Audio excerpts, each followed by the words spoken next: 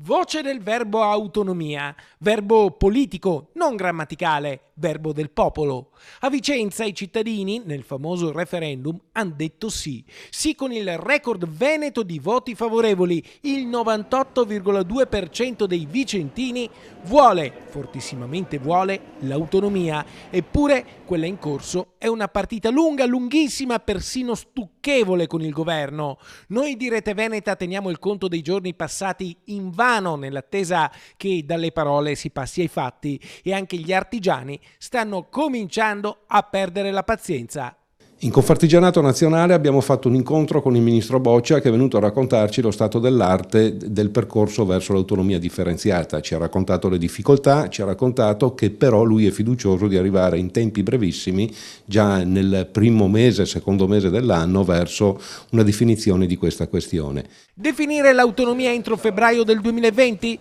Le rassicurazioni sono tante, ma ormai non bastano più. Questa è la riforma delle riforme, la più attesa in Veneto, quella che ha segnato il 2019. E il primo a sapere che non si può andare avanti all'infinito è il governatore Luca Zaia, che giustamente fissa dei limiti. E annuncia: se non avremo risposte siamo pronti ad adottare 23 progetti di legge sui quali andremo a discutere in Corte Costituzionale, nel caso intasandola. Ovviamente nessuno vorrebbe arrivare a tanto, ma non ci si può affacciare sul 2020 senza certezze.